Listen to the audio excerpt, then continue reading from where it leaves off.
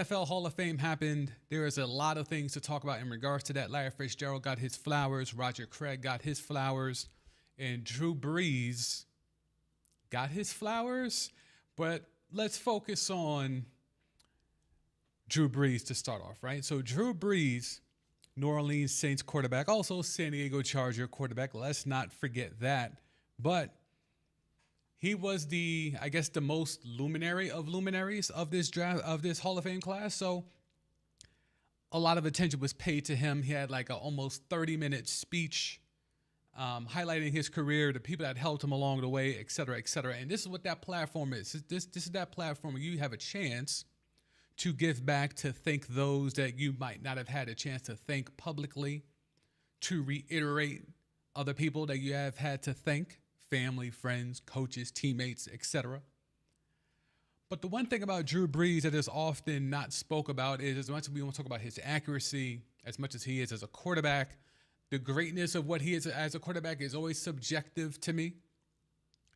But let's not forget who I think Drew Brees actually was. And if you saw the thumbnail on YouTube, you know exactly where I'm going. Drew Brees, to me, is and was a grifter. And that is very strong language in the year of 2026, but let me break it down for you. Drew Brees happened to be in New Orleans at the right place at the right time. Off the heels of Katrina, the city was looking for someone, something to galvanize them, to encourage them, to help rebuild them, not just from a infrastructure standpoint, but from a spiritual standpoint, from an inspirational standpoint. And not just Drew Brees, but Sean Payton, just the Saints story as is, helped rebuild and galvanize that city. But something happened along the way, though. As much as Drew Brees is heralded, as much as the Saints in the New Orleans Saints organization is heralded as helping rebuild New Orleans after the horrific state that was Katrina, a funny thing came along. And that funny thing was Drew Brees started to grift. Drew Brees started to leverage his name, his likeness, his cachet in that New Orleans community and tried to benefit off of it. And not tried, he did. He was successful. This man is a grifter. This man was able to leverage his name for his own personal gain. And while we are all entitled to that, if you have the celebrity status of a Drew Brees took it one step further because he would leverage his name to target the people that he has been given credit for in terms of saving and galvanizing. He specifically targeted Black, underprivileged Christians in the New Orleans, Louisiana area with his products, commerce, and I'm just going to say it because he was taken to court for it, pyramid schemes. So let's go ahead and talk about it. Here is the pyramid scheme that Drew Brees was a part of. Advocare endorsed by quarterback Drew Brees to pay $150 million to settle pyramid scheme charges. Now, this is as of 2019. So this goes back that far. So you might be thinking, well, Sam, why are you bringing up such old stuff? This is shitting on a man when he's, on cloud nine, enshrined in the Hall of Fame, has a bust, was able to celebrate with his wife and his family and his loved ones. Why are you doing this? Well, I'm doing this because I feel as though someone who has maybe not ties directly to New Orleans, I got ties to Louisiana, this man's a grifter. And I don't like to see people play in our faces when there's information that is telling you more of who they actually are than the public persona that's been forced upon us. There is more information that is privy to us to show to us that Drew Brees is a grifter than the contrary.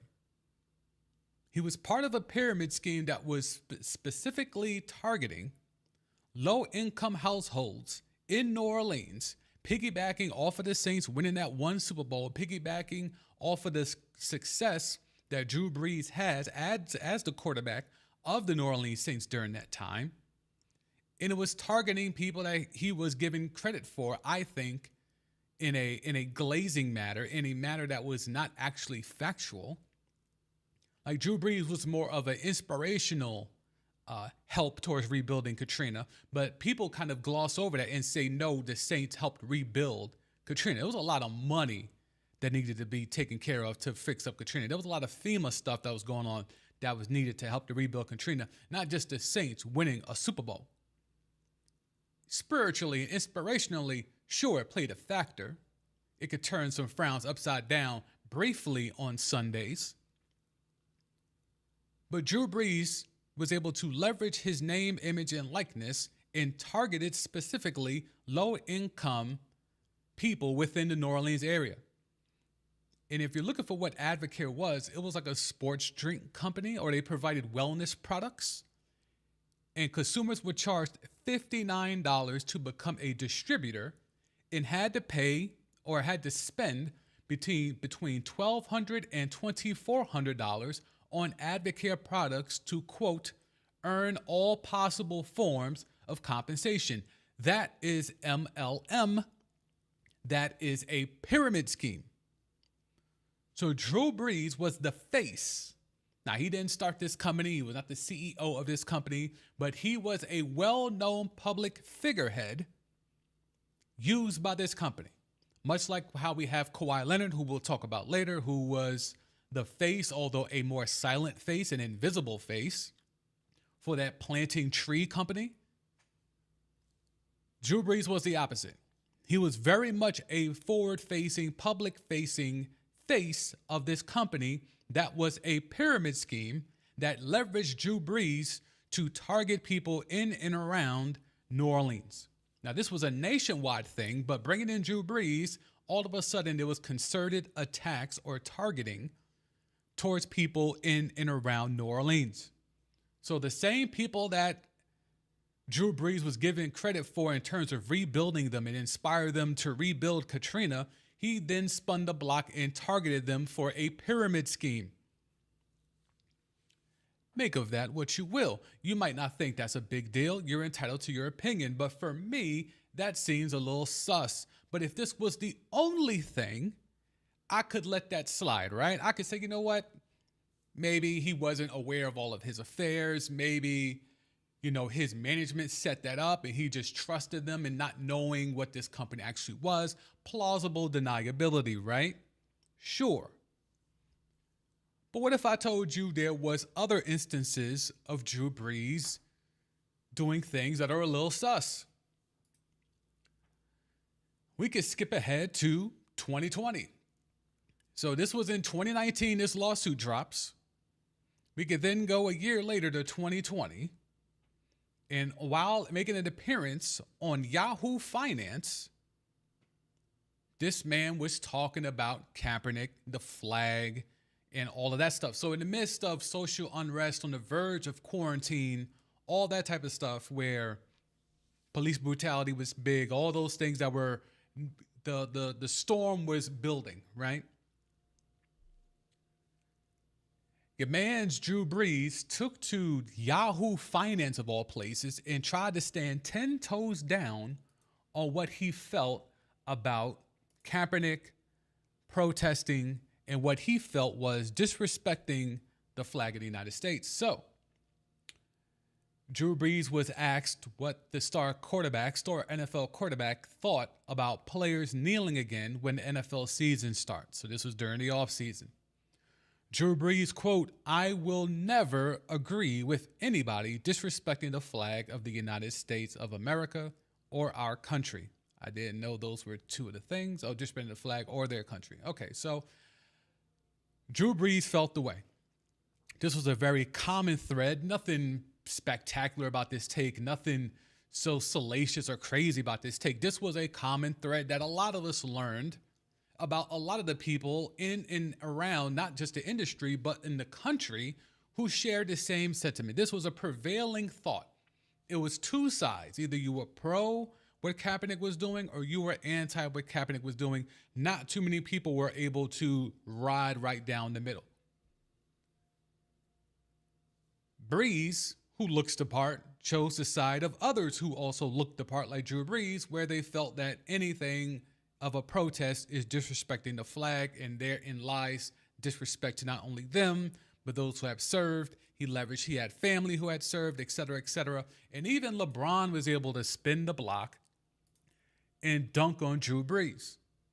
Even LeBron James, who has only read just the prelogue of the autobiography of Malcolm X to this day, was able to take a watered down, mediocre, right wing closeted take and dunk on Drew Brees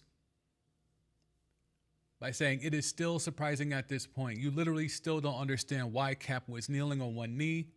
Has absolutely nothing to do with disrespect of the flag and our soldiers, men and women, who keep our land free. My father-in-law was one of those. Like, the whole thing of bringing up you have family that is military is definitely a whataboutism. Like, oh, this thing means more to me because I have family that has, like, well, most people in this country have family and or friends who have served. So that's not saying anything. You don't get extra credit. Your opinion isn't any more valid than the next person just because you have a family member who has served. So LeBron doubles back and say, yeah, my father-in-law served as well as others. Like, that's not getting that off. You can't just say, well, because I have family who has served, I now take even more disrespect to someone who is protesting. And also never forget that it was a man in the military who told Kaepernick that kneeling was the proper way to protest. Anywho, so now Drew Brees had to go ahead and apologize for that, right?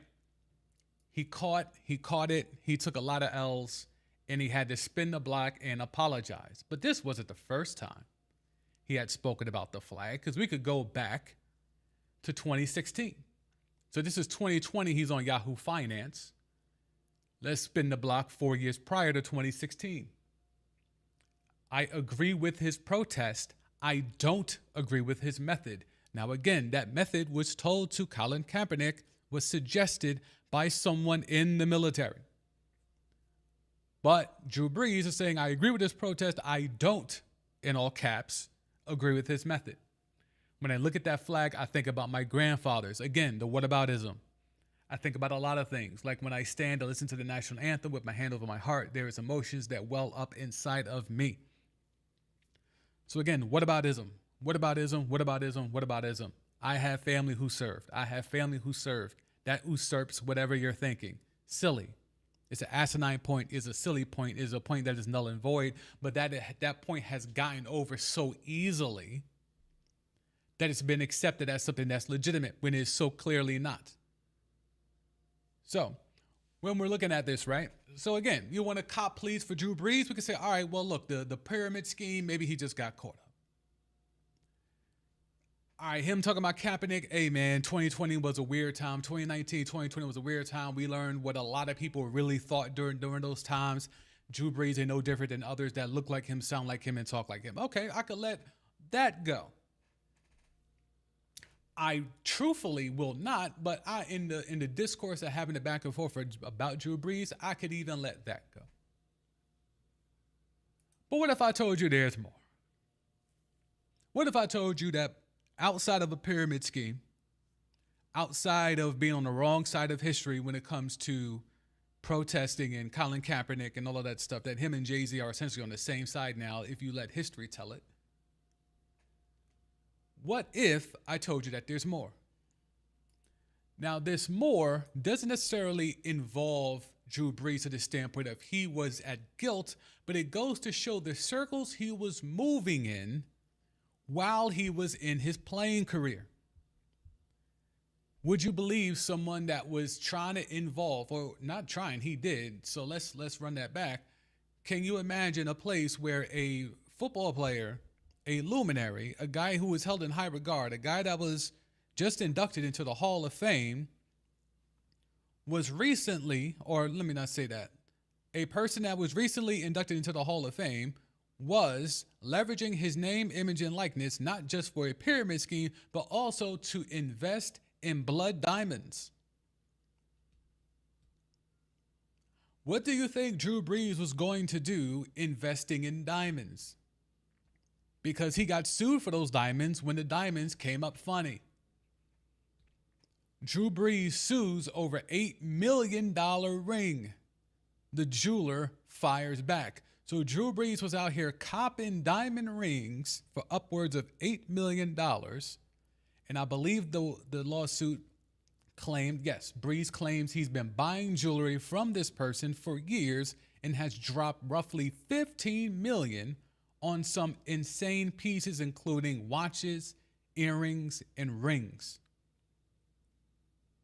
So the man who was leveraging his name, image, and likeness to scam impoverished people of New Orleans was then taking that money in terms of sponsorships and partnerships and cachet and leveraging it to buy blood diamonds and jewelry.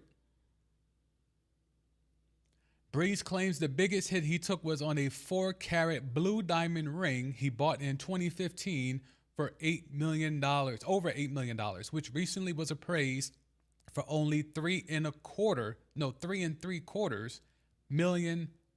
So over half the value gone.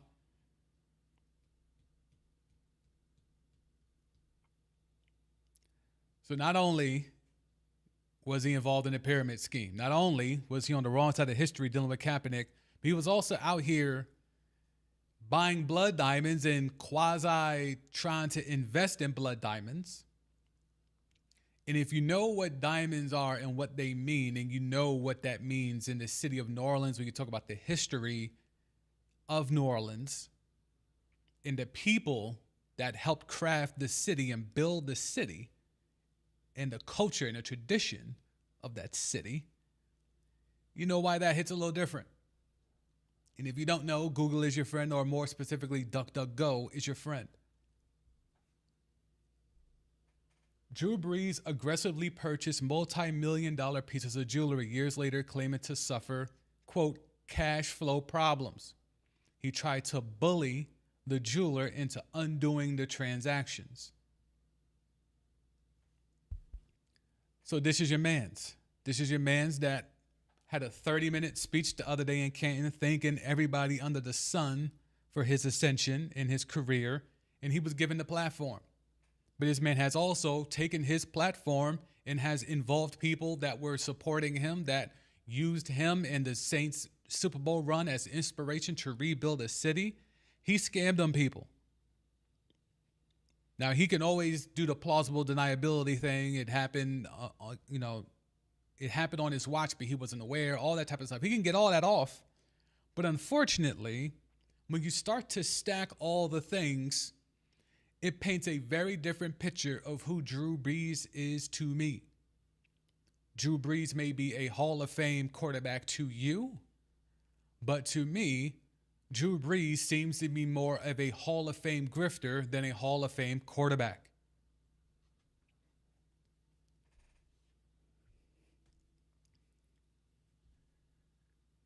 I just had to get that off. Like, one of my first videos on YouTube was about Drew Brees, and I remember breaking all this down and having all those receipts even back then, and nothing since then. I did that video like 5-6 years ago, and nothing from that video, there's no information that makes me want to reconsider all the information I just gave you. All that information is valid. All that information is public record. So Drew Brees, your mans. So that was the biggest part of the Hall of Fame weekend to the most, right? To most people. Unfortunately, the most telling storyline from Hall of Fame weekend has more to do with Roger Craig. And it has more to do with Roger Craig from the standpoint of Roger Craig is one of those football players that to me was so instrumental, so vital into what he was and who he was and what he meant as a dual threat running back. When you talk about the evolution of Bijan Robinson going out there getting the bag that he just got, when you look at what, Saquon Barkley has been able to do with his career, when you look at what, if you want to go back, Shady McCoy, Marshall Faulk, Thurman Thomas, all these running backs that were able to display skill sets that could show they can run the ball for 1,000 yards, but they can also catch the ball and be a dangerous weapon out the backfield. To me, growing up as a 80s baby, Roger Craig was the template. I'm sure there were other running backs that were able to run and catch the ball prior. But for me, growing up and learning what football is and was, Roger Craig was the template. Roger Craig was the template for dual purpose running backs, dual threat running backs, whatever you want to classify him. He could run for 1,000 and catch for 1,000. He was that damn good. As much as you want to talk about Joe Montana, Jerry Rice, John Taylor, the defense with Charles Haley and all those guys, you don't get that run that the 49ers had in that offense, the way that they changed the game with that West Coast offense of Bill Walsh and then George Seifert later. You don't get that unless Roger Craig showcases his skill set and they take advantage of that and leverage him as a true weapon where you could line him up in the slot. This ain't your plodding 2 yards of dust running back.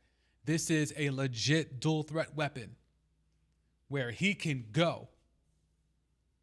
He can tote the rock 7 yards behind the quarterback and take it to the crib, and then he can line up in the slot and beat your safety or take your linebacker outside on the edge and run by him.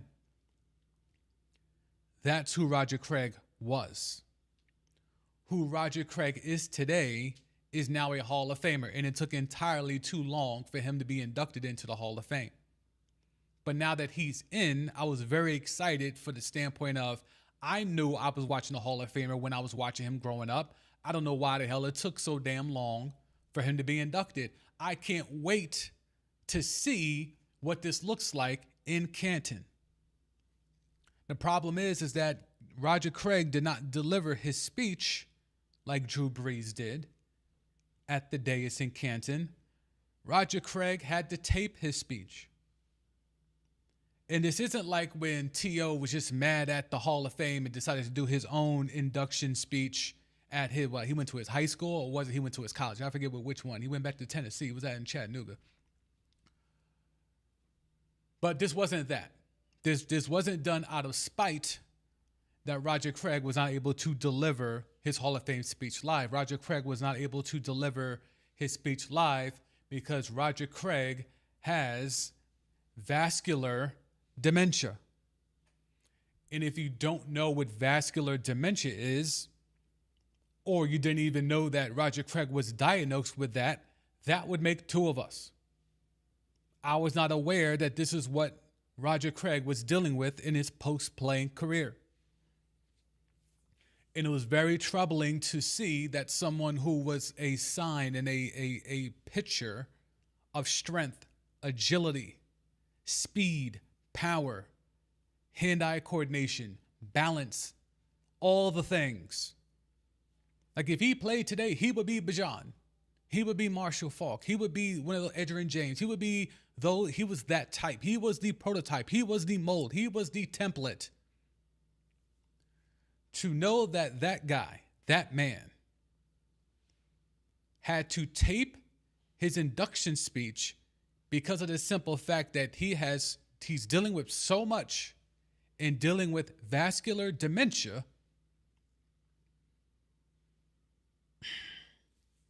It's very troubling. It's extremely troubling. Vascular dementia, and I have the screen up here, so let me go here with it. Let me jump over here. Vascular dementia is a decline in thinking skills caused by conditions that block blood flow to the brain. That is Roger Craig. Now, in his speech, thankfully to him, he did mention, hey, I've had concussions, and the concussions likely, again, there's still a lot of things where these players are not, they don't want to jump right out there and say, hey, football did this. They still are reluctant to blatantly say that. Now, whether that's for legal reasons, whether that's for insurance reasons, because the Shield, the NFL, is very known for being spiteful in terms of players and their claims and their health insurance benefits. So I don't know if players are hesitant to jump out there and say, hey, football did this to me, because they're scared that their benefits might get cut, or certain coverages that they have will no longer be had if they openly speak against the shield. But Roger Craig more or less indirectly said, yeah, football did this to me. So a man that was a picture of strength, speed, awareness, agility, now has, and then intelligence as well. Let's be clear. Hand-eye coordination, all that stuff, but intelligence as well. He now has a decline in those skills because of the lacking of the blood flow to his brain. Now, while he also said in his speech, if he had to do it all over again, he wouldn't change anything. And that's a prevailing statement as well. And that's where, to me, it kind of is counterproductive to bringing awareness to what this can potentially cause future players, present and future players, because you can't tell me, hey, football, let me not say you can't. It's counterintuitive to tell me, hey, football did this to me, but I wouldn't change anything. Well, then why even say it? Then why even? So are you warning players or not? And this is nothing against Roger Craig. It's just, it puts us in a difficult spot, because it gives people who truly don't give a fuck an easy out, because it allows them to say, well, shit, if he don't care, then why should I care? If Roger Craig says he would do it all over again, then why do we care about, future prevention or future health measures being taken for future players? If current players who are rapidly aging and declining in health are saying they would do it all over again, then what's the emphasis to change the system as it stands currently? And again, I talk about intelligence. Roger Craig is a very intelligent man, but a very intelligent man can also be dumb by the standpoint of he would do it all over again, which goes against the whole notion of confronting what you're dealing with in the public. There are tons of players who are dealing with all types of mental health issues, physical issues, because of the fact that they played football. But a lot of them are doing it in silence, because they share the same sentiment like a Roger Craig, where it's like, well, I would do it all over again. It has given me fame, fortune, wealth, whatever. That's cool. But as someone who watched Roger Craig at his peak and looked to be one of the most indestructible human beings ever created, to now see the fact that he can't even deliver a speech live because his thinking skills are being deteriorated because of the fact that he played the sport of football, it puts me in a weird position. And Roger Craig might not care. Other football, look, Michael Strahan is still defending himself after that horrific job he did with CJ2K.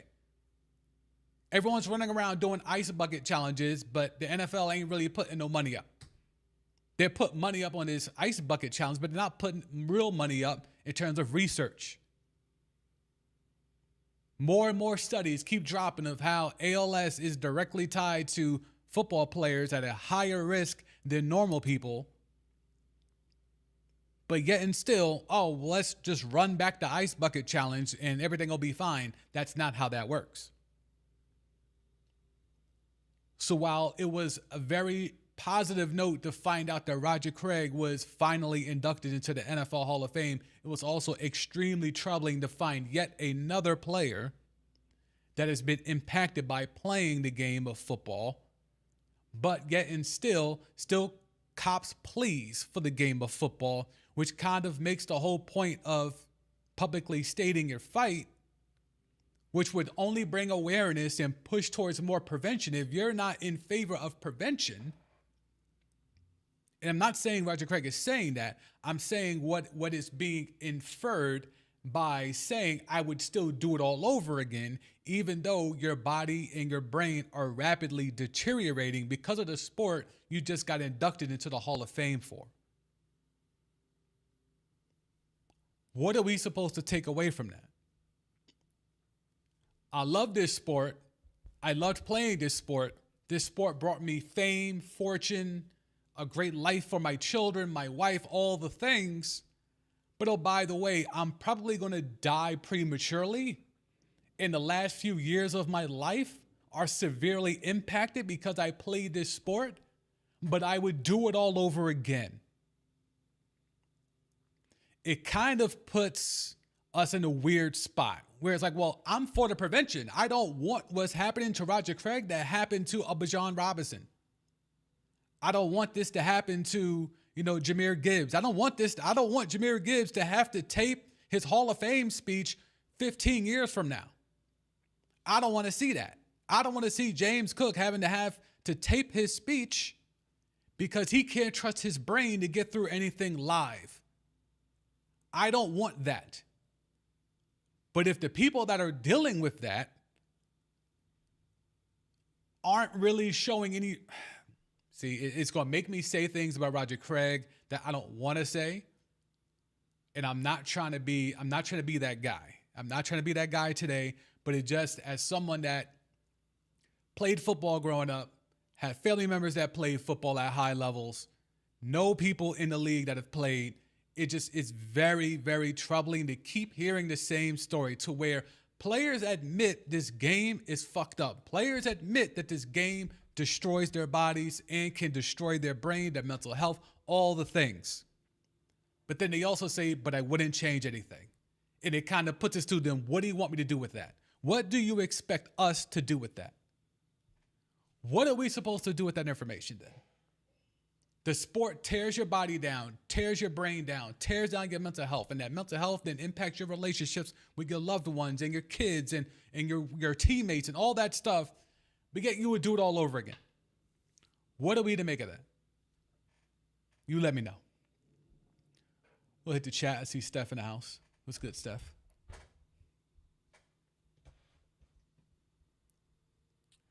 Who gets more smoke from you considering you lose me in the ties? The point fraud or MAGA Brees?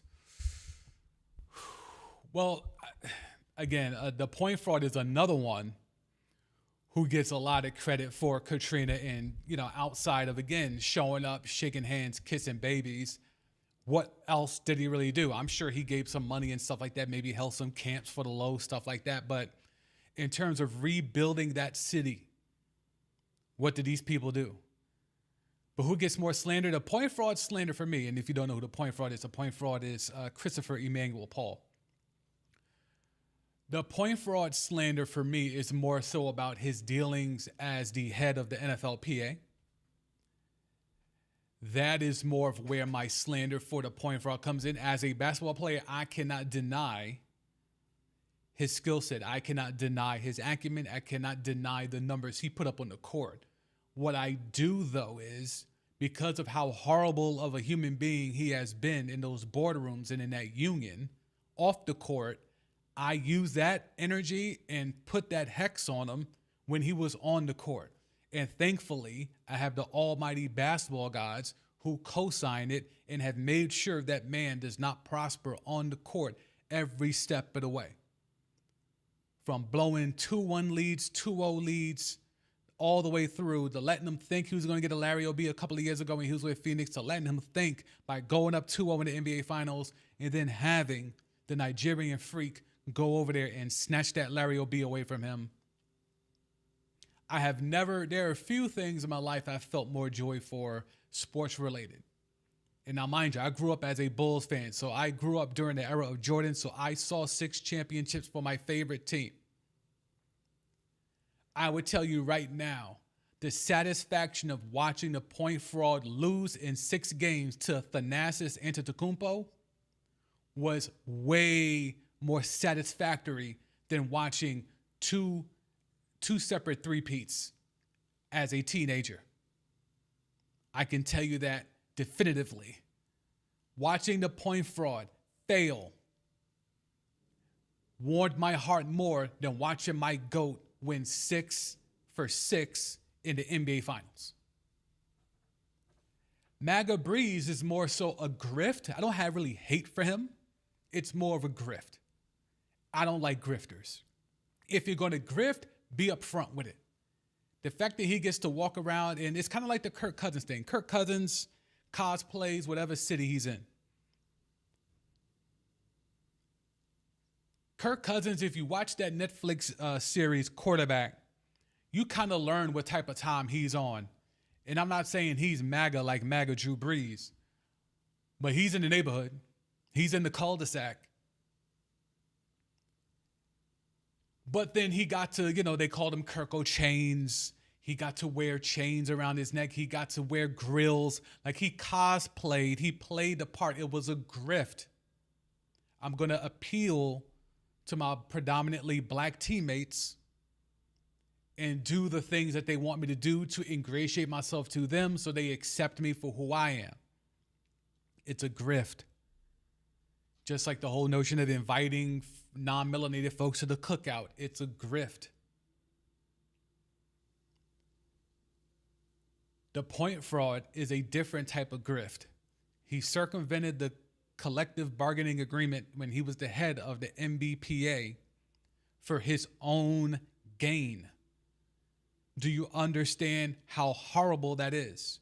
Imagine at your job, you enroll in a union, you pay dues to a union, and you elect someone that is supposed to look out for the benefits of you and your employees and your coworkers and your colleagues.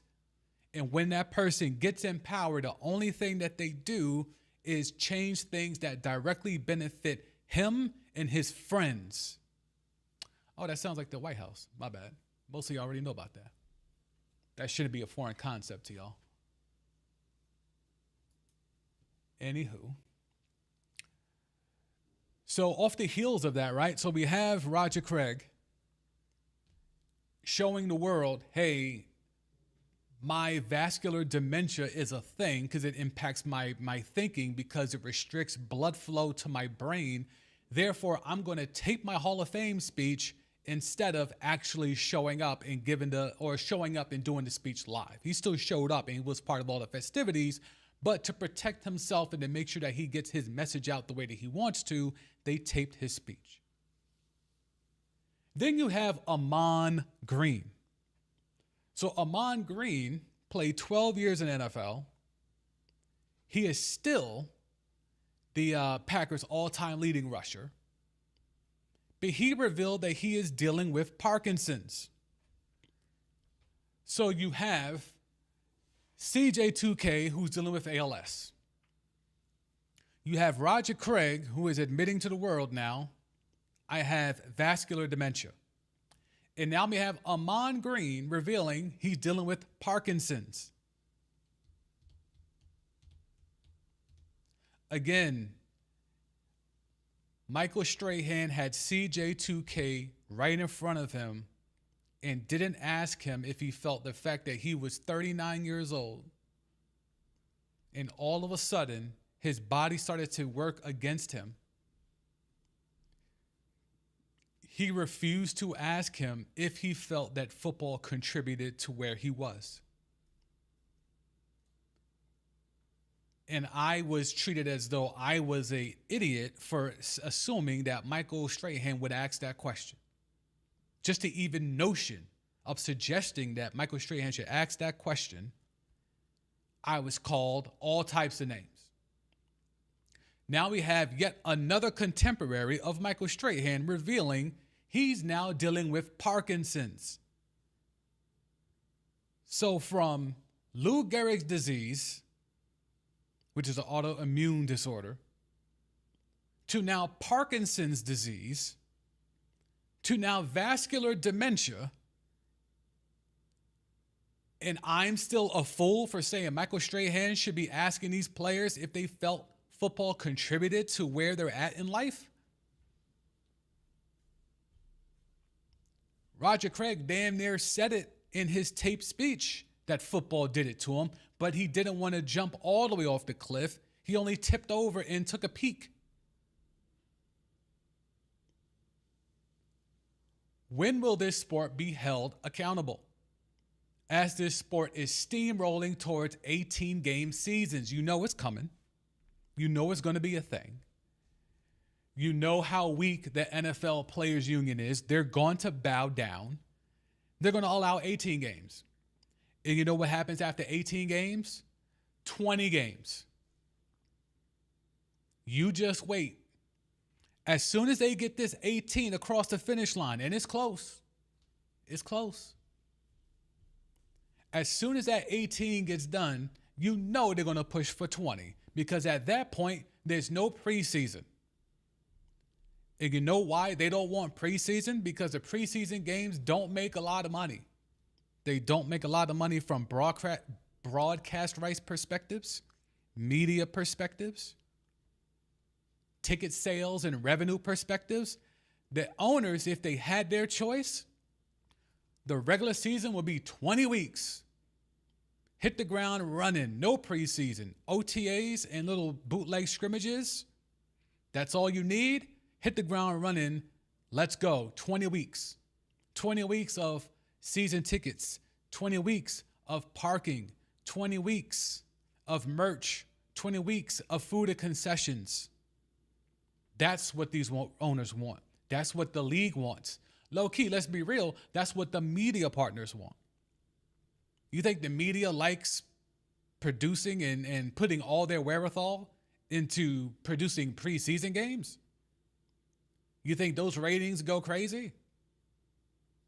When every single year, when you do the top 50 highest rated live broadcast, about 40 of those 50 are football games? You think the league, you think the broadcast partners want to produce and put a lot of bread up to produce preseason games when they know they can just roll out 20 weeks and we would all be geeked for those 20 weeks? Because we're part of the problem. I'll be real. We're definitely part of the problem.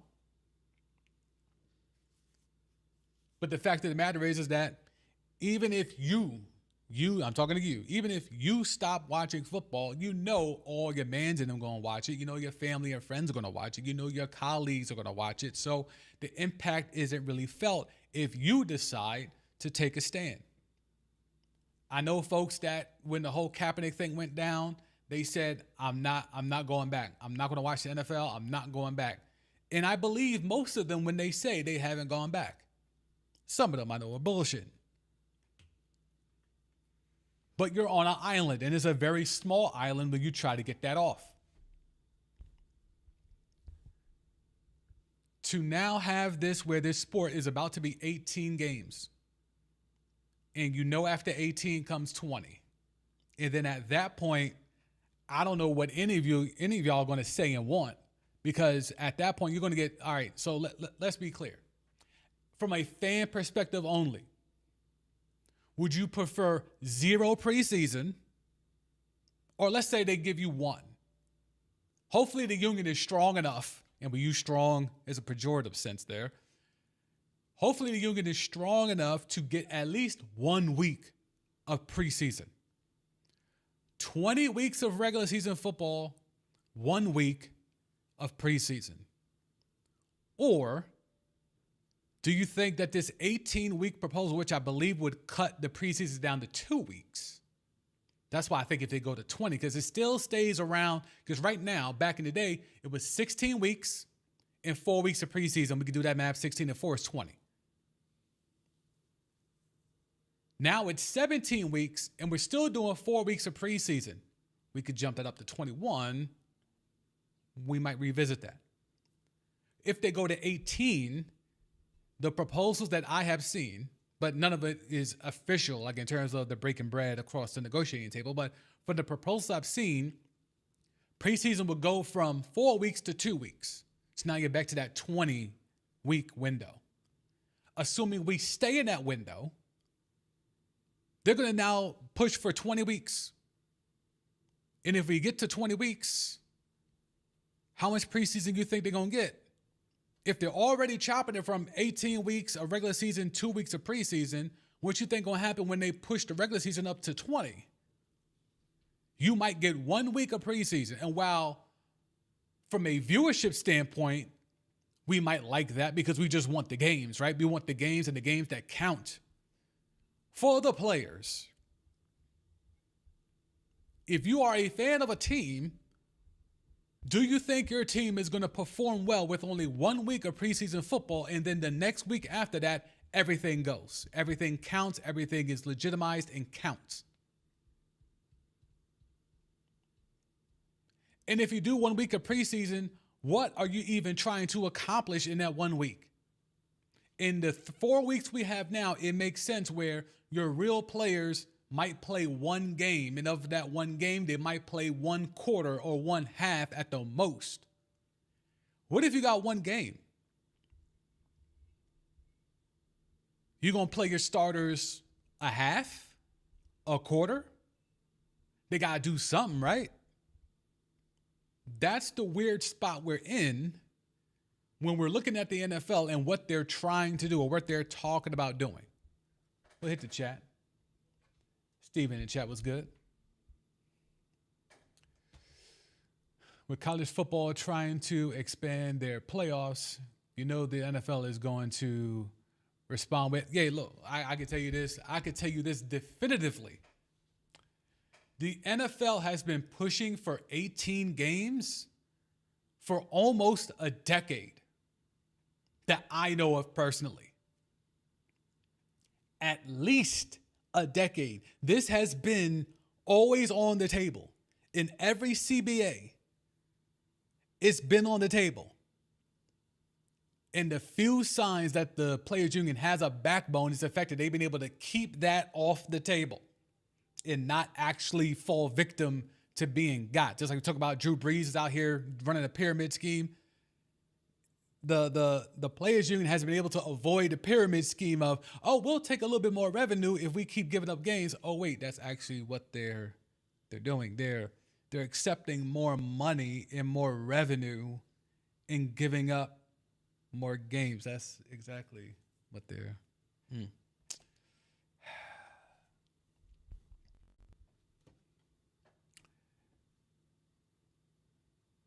Preseason only go crazy for people looking to fill their fantasy bench. Yeah, I mean, look. So again, let's take that, right? Let's take that and now go further with it. If you have preseason and it's only 1 week, what the hell are you doing on draft when it comes to fantasy? I mean, we're already kind of drafting. We're drafting during preseason. Drafting early in preseason is silly because you don't know what's going to happen with injuries, right? If there's only 1 week of preseason and we're still going to assume starters are going to sit out most of that one game, if there is even a game, then you're just drafting off of thoughts and projection. You're just it's a guessing game at that point, right? Because it ain't like you can see like, oh, and wait, oh, well, hold up. Over the first 2 games, that slot receiver is actually being used a lot more. He's actually getting more targets than wide receiver 2. Okay, maybe I move up that slot guy over wide receiver 2 in my draft. You're not going to be able to see any of that. You're not going to be able to see the trends because there's no preseason. So you're not going to be able to develop any preseason. Like the ball knowledge is going to be restricted because you're not going to be able to use your ball knowledge to be able to see what teams are planning to do. So you're just going to be guessing. You're not going to see like, oh, wait, when they go dual back set, the running back is always getting the rock. When they go single back, all right, there's more in line. Like you're not the rotation. Like there's a bunch of things. Oh, the tight end's in the slot a lot. Okay, so he's gonna be more of a receiving tight end than just little stuff. Not crazy in depth breaking down tape shit, but just little things that might give you the edge in terms of drafting. You're not gonna be able to get that if there's only one preseason game.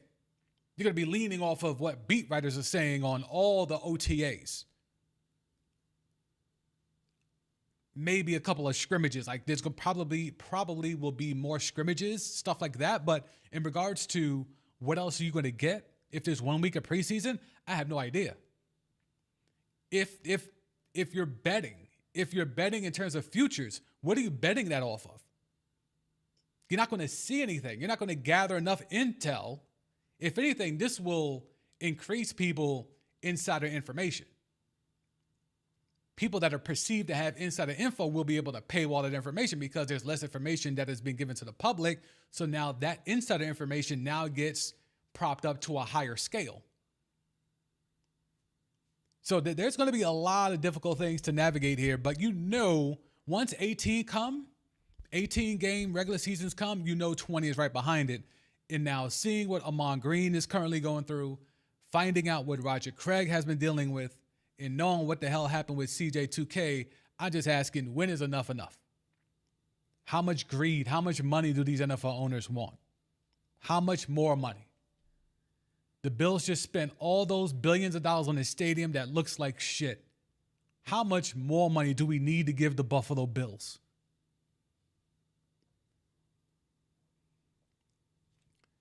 Stephon, preseason is when your fourth round undrafted players get their stuff. I mean, it's a fair point. So what type of tryout are you getting for your fourth round and below picks? Your fourth through seventh rounders, how are they going to eat?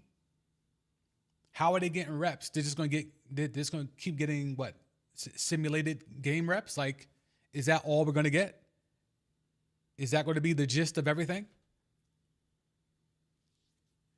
We're doing this live on two places, here on YouTube and on TikTok. If you're on TikTok, go ahead and hit the like button if you haven't already. Tap in if you want to be in the chat. This is an active chat, as you see here on the YouTube side. You can always be a part of it, whatever way you want to do it. But if you're on the TikTok side, go ahead and hit that like button. I see we have a few people over there. That's dope. Growing over there as well, in addition to the YouTube platform. But yeah, so this is where we're at here when it comes to football. Hall of Fame weekend. Drew Brees is a Hall of Fame grifter. I'll walk through the reasons why I feel he's a Hall of Fame grifter. Then we get into the health issues. So this weekend that's supposed to be celebrating the sport and celebrating titans of the sport, while most people are going to be sitting here glazing what they saw over this past weekend, to me, I'm like, oh, this is extremely troubling. Not only you're highlighting a grifter who's been given the title of, rebuilding New Orleans by playing football. And then you have another guy who's admitting to the world, hey, this sport that we're celebrating fucked my body up and my brain up. But I would do it all over again. As this league is about to increase the amount of games played in a regular season.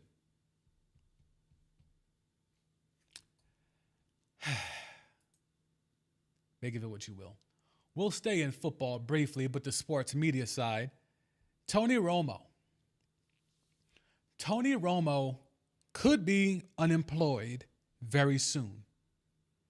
And it's not necessarily based off what he did not this past weekend, but a few weekends ago, where he got caught out there with an OWI.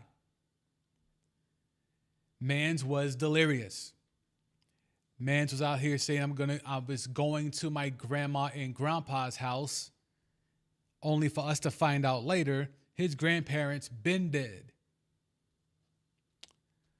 So Tony Romo was in La La Land, whether it was Vicodin, whether it was uppers, downers, whatever you want to speculate, Tony Romo was on something.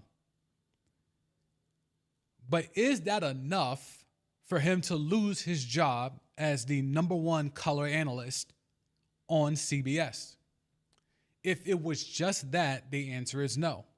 However, this story is layered. As someone that has worked in and around sports media, and I have mutuals still at CBS because I used to work there, I can tell you without a shadow of a doubt, him losing his job has more to do with the amount of money he's paid per year than him screaming about going to his grandparents' house when his grandparents been dead. Tony Romo has not been very good at his job.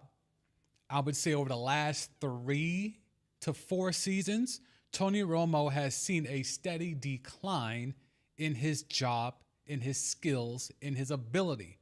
And it's not because he no longer can call a game or color commentate a game. It's because the one advantage that he had was the fact that when he took this job, it was so close to him leaving the game of football that his brain was still at top tier ability in terms of being able to read a defense and read an offense and predict what was about to happen. It was the cachet that separated him from the others. Tony Romo's ability to look at a team break in formation and immediately predict what was going to happen, only for that thing to happen, is what captivated audiences. Because it's not just when you have an athlete in the booth, they're supposed to provide color. The job is color commentary. When the play-by-play guy describes what has happened, your job as the color commentator is to now provide color. Give us some analysis on top of the information we just heard dictated to us by the play-by-play guy. Now go in there and sprinkle some sazon, sprinkle some adobo, and sauce this shit up with your analysis on top of the information we were just provided by the play-by-play guy. That is the job of the color commentator. So Tony Romo being able to have Jim Nantz describe the action, line it up, and then as soon as they break huddle, Romo jumps in and says, all right, Jim, here's what they're going to do. The X is going to go here. The Y is going to go there. You can watch the back out the backfield. Boom. Up, they're doing a cover 3 shell. Watch the cornerback come down. He's predicting everything, and then it happened to a T at least 70 to 80% of the time. And it was great. It was captivating. It was amazing. And CBS milked the fuck out of it. Now the problem is Romo has been a few years removed from the game. And as those years have gone by, he's not as in tune as being able to dissect all the stuff that's about to happen when the huddle breaks. So the one thing that makes you stand out from the others, the one thing that makes you the best at your job, and CBS paid you as such because they foolishly thought you were going to continue to remain at that level, just like when teams see a guy that flashes for the first couple of years, like, oh my God, we got to lock this guy in.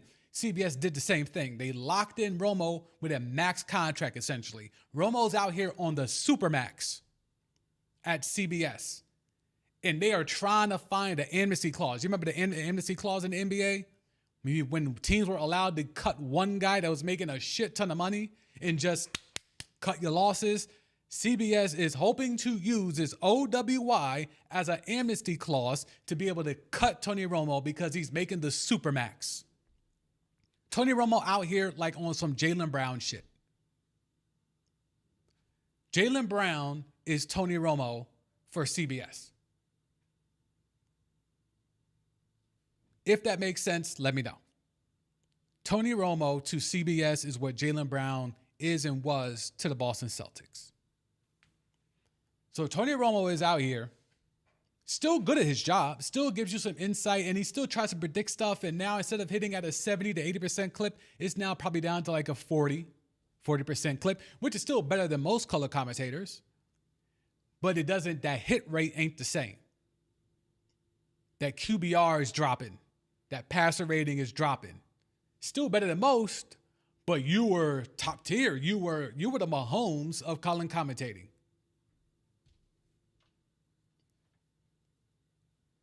Now you're looking like Trevor Lawrence.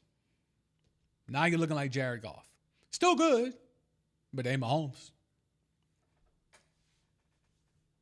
So will Tony Romo lose his job? And if he does lose his job, who's going to scoop him up? Because I don't see him being unemployed for very long unless, much like we talked about with the ESPN layoffs a few weeks ago, unless they put language in his contract or his separation agreement that he has a non-compete clause or an NDA, et cetera, et cetera. So if that happens, we will revisit that, but I don't see that happening.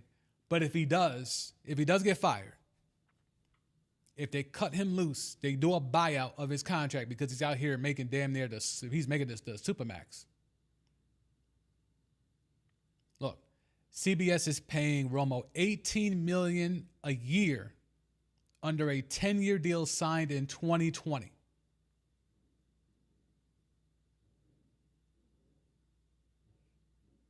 He has $72 million owed to him between now and 2030.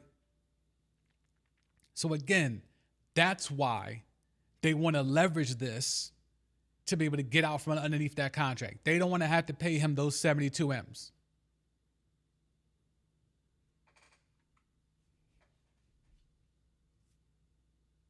And let me move myself so for those who can't see that, you see it right here.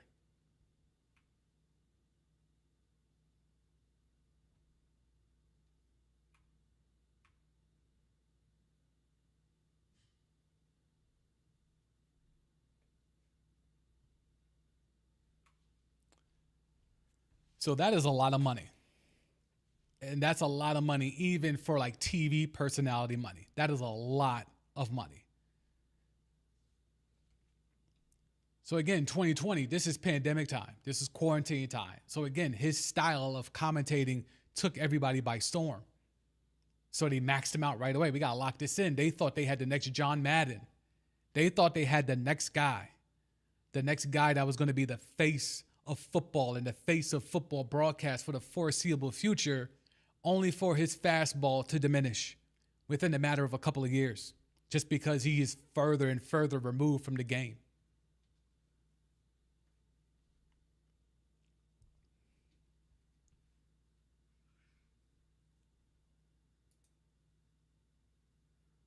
What else we got here? Always appreciate y'all pulling up YouTube side. Appreciate it if you hit that like button if you haven't already. Subscribe to the channel if you're digging the content.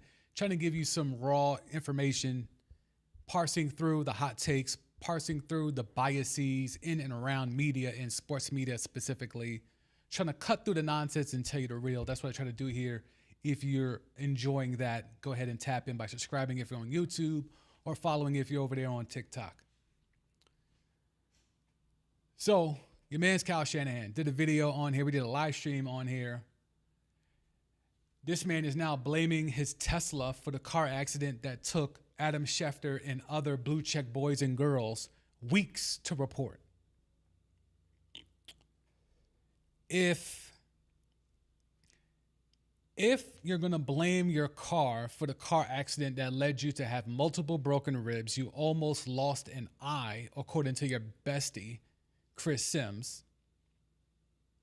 You had a severe concussion, not a mild concussion. You had a severe concussion.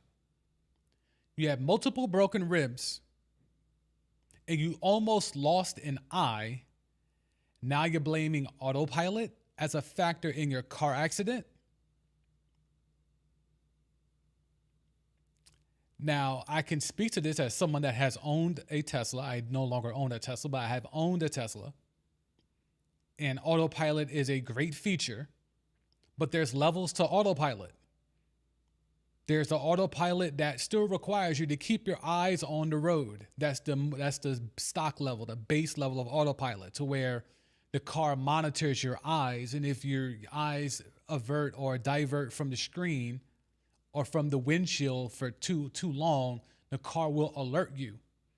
And the car will disengage from the autopilot if you do not adhere to the car's warnings. But then there's enhanced autopilot. And then even after that, there's full self-driving. Now, I'm wondering if Shanahan had full self-driving, FSD is what the Tesla people call it, or if he even had enhanced autopilot, but I had enhanced autopilot on a couple of trials. And even that still requires you to maintain focus on the road. You can look down and be distracted for a little bit, but at some point you have to put your eyes back on the road. But full self-driving is a different beast. Full self-driving, and you could turn these settings off in the car. So even if the car says, hey, I'm going to do all the driving, but I still need you to pay attention, you can turn off some of those warnings and some of those signals that the car is supposed to give you if you're not trying to have those things happen. Like if those sounds are annoying, or those signals are annoying, you can turn those off. So I'm wondering if Shanahan was out here with FSD engaged, but he had turned off all the signals. If we're going along the lines of believing him, in terms of autopilot played a factor in his head-on collision that left him with broken ribs, a concussion, and almost losing an eye. Steven in the chat. If my choices are Tony Romo or Chris Canty, you know where I stand. Oh, well, I mean, look, I am not a Chris Canty guy. He is failing upwards. I mean, because of his melanin, I give him some slack, but in terms of if I'm being completely unbiased, melanin be damned, yeah, I'm rolling with Romo too. But if I can get somebody else in that booth who actually knows what the fuck they're doing and is actually engaged, I think that's the part two to not only is Romo further removed from the game, so his ability to call out plays in real time has diminished. That's fine. Chris Collinsworth hasn't played a game in almost 40 years. I don't need him predicting plays. That's not his shtick. That's not his bag. But Romo made that his bag. He made that his finisher. You know, like in wrestling, you have a finisher move, like, you know, Rock has a rock bottom, all that stuff. You know, all that type of stuff. That was Tony Romo's finisher. His finishing move was, I'm going to predict every single play, especially in the red zone. I'm going to call it out. I'm going to tell you exactly what the quarterback's going to do as soon as they get under center. Now he don't have that. You got no more finisher. Back in the day, a super kick, sweet chin music, used to be a finisher. Now a super kick is like a normal kick. It's like a normal move. No one gets put away by a super kick anymore. That's kind of like Tony Romo calling out plays. Like, he can still call out plays, but it's not a finisher anymore because it's less effective. So if you're telling me Chris Canty or Tony Romo, yeah, I'm going Tony Romo. But I would hope they have better options available than Chris Canty or anybody like there's got to be somebody. There's got to be somebody. Like, they're going to put J.J. Watt in that spot. I'm not a big J.J. Watt guy. He's on that Drew Brees Griffin time to me. But J.J. Watt will give you some energy, but it's going to be manufactured energy. It's going to be grifting energy. So I don't even know if I want that. Who would be good in the booth? I thought Aqib Talib was going to be given a chance. I know his accent or the way that he talks, depending on who you talk to, either helps him or hurts him. But from the standpoint of the information he's providing, I felt he was cooking. But he wasn't given that chance. In that spot, you want someone who could sprinkle that adobo and that saison. J.J. Watt is not sprinkling any seasoning. He's not. He's putting raisins in a potato salad. That's what J.J. Watt is doing.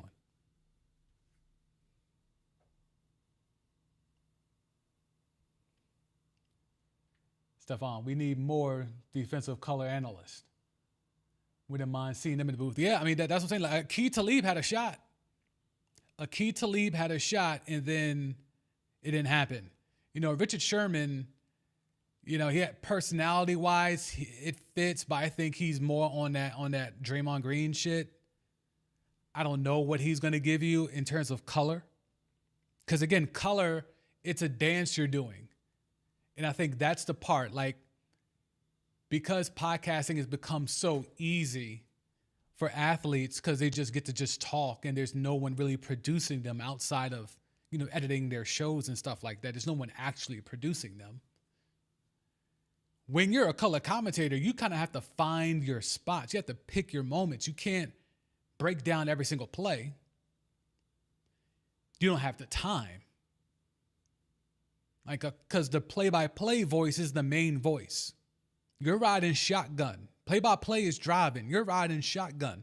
So you kind of have to know when to pick and choose your spots, when to go in and break something down, and when to just add a little fluff. Or sometimes stay all the way the fuck back and just stay out of it and let the game cook. It's a dance. It's a delicate dance to try to get in that spot as a color commentator and know when, okay, I got to break this down. This is my time to shine. And then, all right, that was just a normal little 2-yard run. I don't got nothing on that. Like, I've been in the control rooms, you know, watching these games being broadcast, and you can hear color commentators when they're not up to snuff. They want to break down everything. They want to break down every single play because they think every single play is important, or they think their voice matters on every single play, which is probably the more accurate thing. And it sounds bad. And it's on the job of the producer to know when to let the reins go and let the color guy get in. And guy in a pejorative sense, because there are women color commentators. I think Mina Kimes should be in the booth. I'll just say that off rip.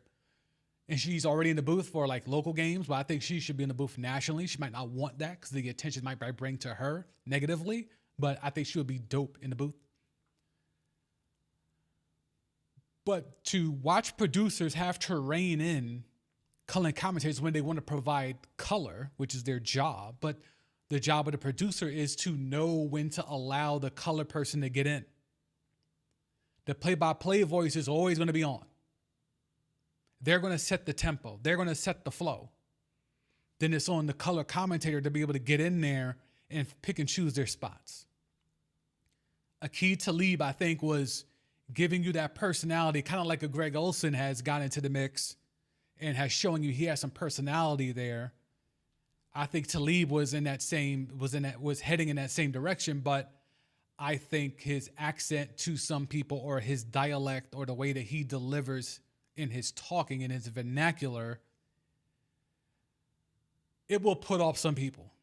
It will put off non-melanated people. And unfortunately, the advertising groups and the focus groups still prioritize non-melanated people in these spaces.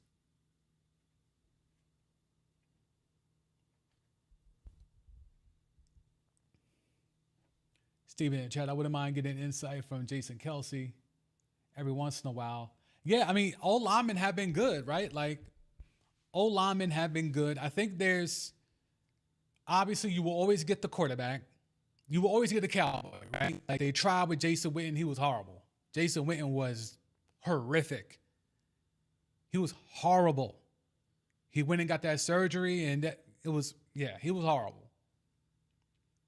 They've tried it with comedians. Remember, they did the Dennis Miller thing and even the Tony Kornheiser thing with like the lighthearted, like Larry David type of energy. Like, hey, I'm just a guy walking in here cracking jokes. Like they have tried many things in these booths to try to, jazz it up. Like, this ain't back in the day with Madden and Summerall. Like, we long for the days of Madden and Summerall, and that's because Madden was the spice, but Summerall knew how to call the hell out of a game as a play-by-play guy, but then he also knew how to set up Madden to let him go in there and do his telestrations and boom and all that type of shit. Like, he allowed and gave space to let Madden develop his personality and cook, and then Summerall knew when to jump back in and, steer the ship. Just like you see with Ernie Johnson on Inside the NBA with the TNT guys, like, or even when he keep it play-by-play, like Kevin Harlan does a great job of that. Marv Albert back in the day with Mike Fratello, like that was a good combination. I don't see it too much with Mike Breen, to be quite honest. I feel like it's a tug of war at times, but Breen is so respected in the industry that he kind of gets away with it, in my opinion. But in regards to the people that you know a good play-by-play based off of, are they over talking? The play-by-play guy has to do so much talking, but a play-by-play guy can over talk. Same thing for color. Color and commentating, your job is to talk, but you can talk too much. And then sometimes you could talk too little. It's a delicate dance. All right, what else we got here? We'll wrap with Kawhi. Yeah, we'll wrap with Kawhi. So, a very old story about Kawhi broke over the weekend. It is not what Pablo Torre lastly just found out. But in regards to, and I see the chat, I see you stuff. Let me answer Steph first. How do you feel about Joe Buck and Aikman? See, well, let's start with Buck. So Buck is a Nepo baby, right? So he was born in this shit. So he has a certain pedigree, kind of like Noah Eagle and Jake Collinsworth. Like, they're born into this shit. So they have a certain acumen for it off rip. But it's very much cookie cutter. I'm not a big fan of Joe Buck because of the whole Randy Moss thing years ago at Lambeau with the mooning. Him and Aikman is interesting. Aikman, to me, provides analysis.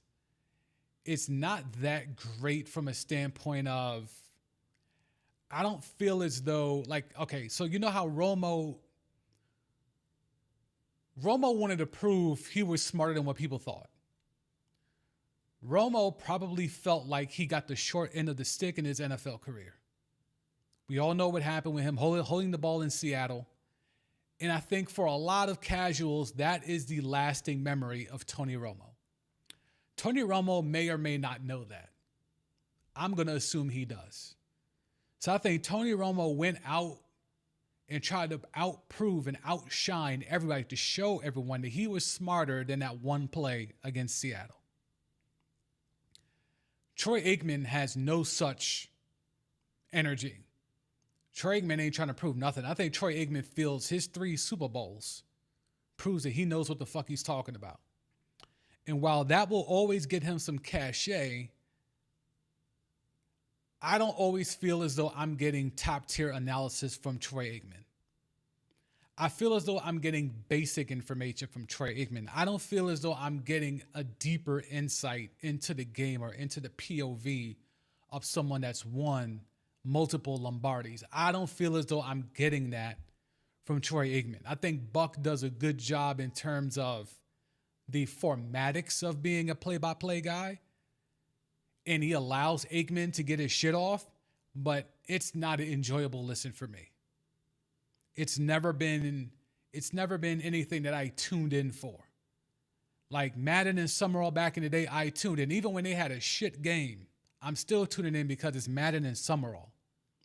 When Romo was on that hot streak those first couple of years at CBS, even if the game was of little consequence to me, if that was the CBS big game and they're putting Nance and Romo on it, I'm watching. I don't get that energy when it comes to Monday night and Buck and Aikman. I think they've gotten better over the years, but I don't look at them as a legendary duo. I don't look at them as, I don't look at them that way.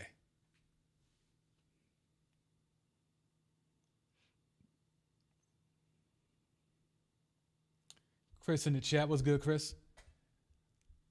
I like August Johnson, but I know a few types of people. No, Gus Johnson's great. Here's the problem with Gus.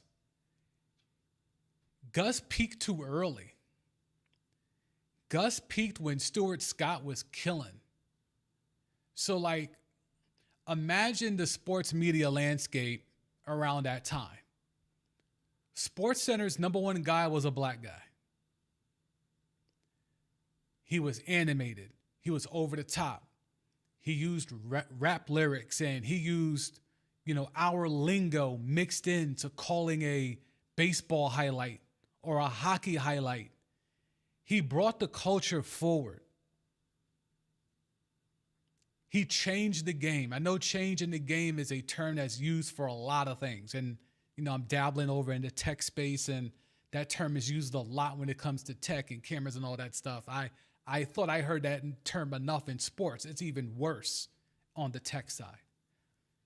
But Stuart Scott was an actual game changer in terms of, I'm taking this job, which is looked at as a cookie cutter, boring, reading off of a teleprompter type job, and I'm adding some spice, some adobo. And he changed the game. Gus was doing the same thing from the play-by-play POV, where the yelling and screaming, the over the top, the animated stuff. Like, so at one point in time, we had Stuart Scott killing as an anchor, blackface, doing it different. Y'all know how much I loathe this next person, but I will say it. Fraud A. Smith was starting to bubble up. Sladva Medvedenko, like he was starting to cook up, right? So changing the game, black NBA analyst. David Aldridge was the gold-bearing standard, but he was very much of the boring mold. No disrespect to DA. I've had a chance to work with him, work alongside with him. He's a good dude. But in terms of he followed, like he played the role, right? He did the job. Fraud A to y'all, Stephen A. He tried to stand out and be different. And I'm going to do that by I'm going to do that by accentuating names. Sladva Medvedenko. Why do I still know that name in 2026? I only know it because of how Stephen A, aka Fraud A, used to pronounce his name on a 4-letter network. He stood out. He did it different. Then you had Gus Johnson, play-by-play, black man, doing it different, yelling and screaming, animated, leveraging rap lyrics, bringing Ebonics into the booth. Pat Summerall would never. Joe Buck would never. Jim Nantz would never. So that is where it is for me. He peaked at the wrong time. If Gus Johnson was lit now, out of this world. Out of this world. Out of this world. But he peaked right before the internet streaming craze. So he got his. He's not broke. He's paid, but his impact, I think, missed the peak of where it should be held. Like, he should be up there. Like, where is the next Gus Johnson? I guess it was supposed to be Mark Jones, but that didn't happen. Like, who is going to be like the next? And this is where, as a melanated man in this industry, you kind of look at that and you're just like, all right, well, what are we supposed to do? All right, you get Stuart Scott. Who's supposed to be the next Stuart Scott? Not necessarily the next Stuart Scott, like you're trying to be a carbon copy, but the next black prominent anchor. Who's going to be that? Okay, Gus Johnson, he had his run. He's still impactful, but his run is more or less over from the standpoint of like a national voice standpoint. Okay, well, who's going to be the next black voice that could come up and have a Gus Johnson-like run? Where are they? And even Fraud A. The day that Fraud A walks away, and McAfee will probably be making $80 million a year at that point, who do you see as the next Fraud A or Stephen A? And again, not a copy of what he's doing, but the next prominent black voice that will have the type of space and power that Fraud A has. Even though in these recent layoffs, he's had to kind of question his actual power, but he has power. He just didn't have the power that he thought and made y'all think that he had.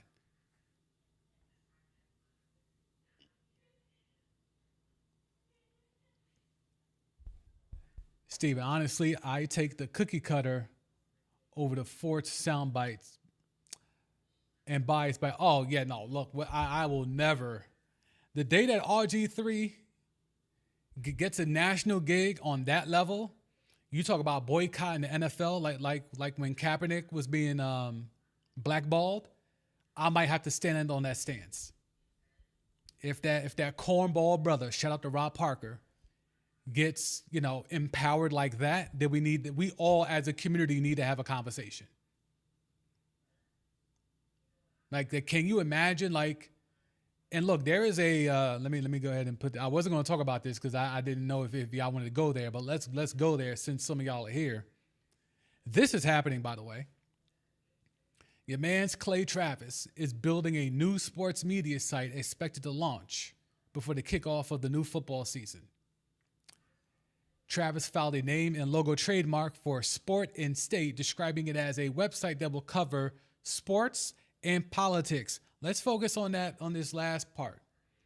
Sports and politics. So Clay Travis, who is part of the brigade that loves to tell black athletes, shut up and dribble when they talk about politics or social issues, is now all of a sudden running a website that will cover sports and politics. Anybody else see the irony there or not? Do you see the grift? This whole stream is about grifters. You want to talk about a grift? This is another grift. I'm not saying Clay Travis isn't a racist. I'm not saying Clay Travis isn't a bigot. What I am saying is that Clay Travis is being a racist and a bigot because it pays. Whether he is actually that in his downtime, I cannot say. I have not been around that man enough to know. I know people that have been, I have mutuals in the industry that have been in and around him, and they have told me he don't move like that behind the scenes, but I can't attest to it, so I'm not going to put that out there too crazy as if it's a testimonial. What I do know is that he is one of the linchpins of this whole shut up and dribble movement. So it's not okay when black athletes and black commentators in this space want to bring up social justice issues, political issues that impact black athletes. But it's okay for Clay Travis to profit and build a website and a brand and soon to be get credentialed to go to sporting events and even political events that contradicts the message of shut up and dribble. It's okay for him to do it. Okay. The more things change, the more they stay the same.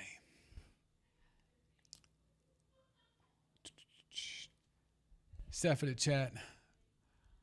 Mark Jones was finding his own lane. It was short-lived but entertaining for a minute. Here's the thing, and here's some tea. When I was at the Four Letter Network, I worked a lot of NBA games. And while working those NBA games, you sit in a control room. The control room would be in Bristol. Oftentimes, you would have higher-ups come by and visit. Higher-ups, executives, things of that nature, right? VPs, all that type of stuff. I can tell you without a shadow of a doubt, testimonial. This ain't hearsay. This ain't secondhand, third hand. My mans in them told my mans in them. My barber knows this. No. This is, I heard it with my own 2 ears. The higher-ups never liked Mark Jones. They never liked his shtick. They never liked his the way he called games. It would be easy for me to say I could count the amount of insults levied towards Mark Jones in the double digits. Easy numbers. Easy numbers. And I was up there for a few seasons. Easy, every time. Every single time. Steph knows who I'm talking about. Every time. Hated Mark Jones. Absolutely hated Mark Jones. So it was not surprising to find that ESPN was finally able to get out from the Mark Jones experience, because I was like, oh yeah, they've been trying to find a way to get out from underneath that. And for whatever reason, I didn't get it. I didn't find him to be bad. I didn't find him to be bad at his job. Did he go a little heavy-handed with his crowbarring of ebonics in there and rap lyrics? Like, he was trying to bring that Gus Johnson, Stewart, Scott energy. Like, he was trying to, yeah, he could be a little heavy-handed at it. But if it's not okay for him to do it, why does Noah Eagle get to do it? Noah Eagle gets cool points because he can make a Lil Wayne reference in a call. So it's okay if Noah Eagle does it because he's got the right last name and he looks the part, but it's shtick and it's overdoing it where Mark Jones does it.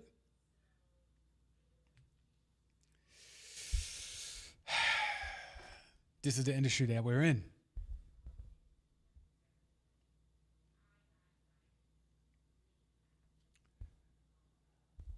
Mark Jones was goated for me when he used Migos lyrics. Like, see, that's what I'm saying. Like, he was trying to keep it up to date. Like, he tried to take the baton. Like, that's in this industry, especially when you're melanated and there's few of you. When you get on, whether you're trying to actually get people hired or you're at least trying to put on for your culture and make sure that the baton that was passed to you gets passed to the next one. You know, the notion of, you know, so-and-so crawled, so so-and-so could walk, so-and-so could run. Like, that's kind of what you're looking at. Like, Gus Johnson crawled so Mark Jones could walk. Now, who's supposed to run? I don't know if we got somebody. I don't know if we do. Stuart Scott crawled, so who could walk? So who could run? Fraud A crawled. So who could walk? So who could run? I just think Mark Jones was trying to, all right, Gus did it this way. That's dope. I'm going to take some of that and put my own shit on it. He might have went a little overboard with it, but as you see here with Chris, he was goated because he worked in Migos lyrics. Like that's, again, just like Stuart Scott was mixing in Jay-Z lyrics, Mark Jones was mixing in Migos lyrics. That's relatable. That's how you stay current. That's how you make us feel comfortable. And what a wild scenario that executives who don't look like Mark Jones or Fraud A or Stuart Scott or Gus Johnson are able to leverage their power to say that they shouldn't be making melanated people feel comfortable watching our games. Now, the executives aren't saying that, but in their actions show that. Because where's the next Mark Jones? Where's the next Gus Johnson? Where's the next Stuart Scott? Where's the next Fraud A? Where are they? Are they going to go on that mad dog wave and try to tell me there's nobody qualified? Because that was a thing. If you know, you know. I've talked about the here a lot, but Chris Mad Dog Russo, who pops up on First Take and gets a bag from them thanks to his relations with Stephen A. Mad Dog infamously once said on his radio platform when a caller called up on his show and said, hey, how come you don't have any black hosts on your channel? Because again, Mad Dog runs a whole channel, 24 hours, 7 days a week of programming. He has a whole ass channel, and not 1 minute of that channel at that time had a black voice on it. So a caller called up and called him out. Hey, how come there's nobody of color? There's no black people on as hosts on your channel, on your station. And Mad Dog said with a straight face and stood 10 toes down, there aren't any that are good enough. That's a thing that happened. Mad Dog Russo said that with a straight face and meant every syllable. There aren't any that are good enough. Oh, y'all don't believe me? Hold up. I'll pull the receipts. I got time today. Y'all caught me on a day off.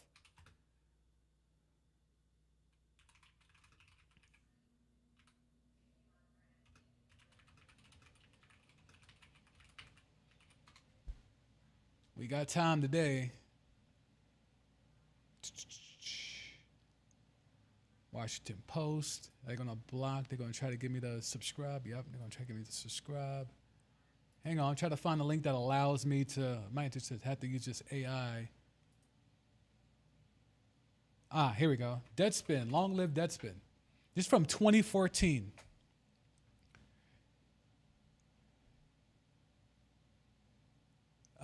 We'll skip past, He was asked about his hiring practices. His SiriusXM channel, Mad Dog Radio, has never had a black host. This is as of 2014. In light of the Donna Sterling fiasco, Mad Dog said there hasn't been a black host worthy of the gig. This is as of 2014.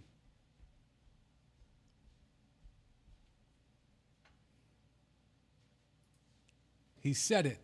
He said it with his chest. He said it and he meant it. Now, of course, this got to be controversial. Go here. This got to be controversial, and it made things pop off for him. Hang on one second. Let me get my camera right. I didn't put the fan on. So Mad Dog went out there and had to hire a black face because of the controversy.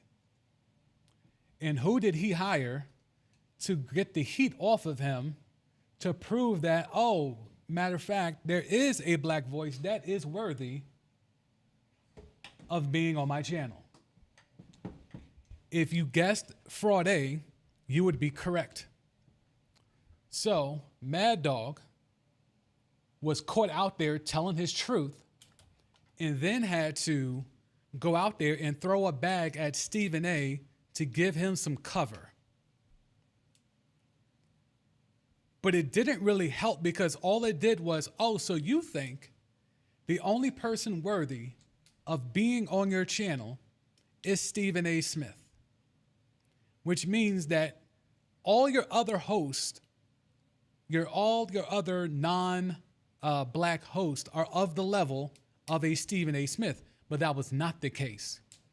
He had a lot of retreads from his old sports station at WFAN. I know because I used to work there as well. He had a whole bunch of retreads and just no-name dudes on air.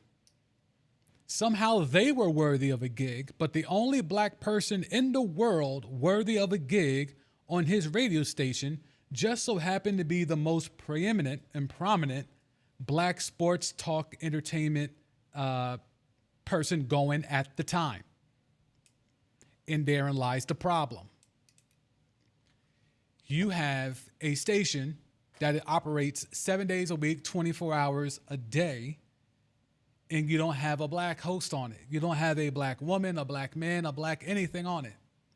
Yet you're telling me there's nobody worthy of it. Then when you get pressed, the only person you deem worthy is the biggest black voice in the game. But there's no biggest white voice in the game on your network, on your channel. You just have a bunch of mid. And I'm being generous on the mid. So what's that telling you? Only the biggest black voice in the game is worthy of being on Mad Dog Radio. But any regular, plain Jane, mediocre white dude can host a 4-hour show. But to be black, you got to be Stephen A.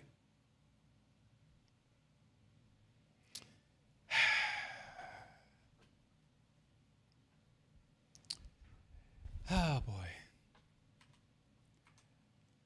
But I keep being told it ain't what I think it is, even though I keep having instances to the contrary. I keep having information to the contrary.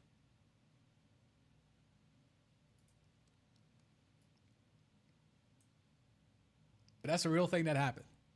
So again, how is the next Stephen A. supposed to happen if Mad Dog only feels the only black person worthy of hosting a show on his 24-hour channel is Stephen A? How is Stephen A. supposed to pass a baton if Stephen A. is deemed to be the only person worth a damn who is black to be able to crack a mic? So when we talk about gatekeeping, that is gatekeeping. That is gatekeeping 101. Gatekeeping 101. Right there, live and direct.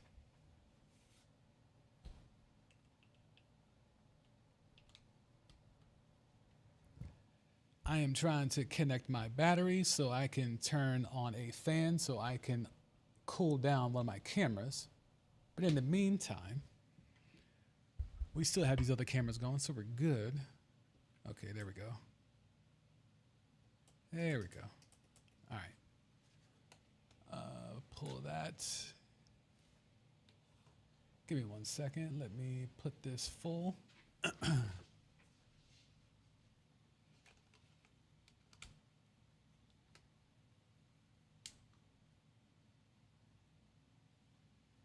turn on this other one.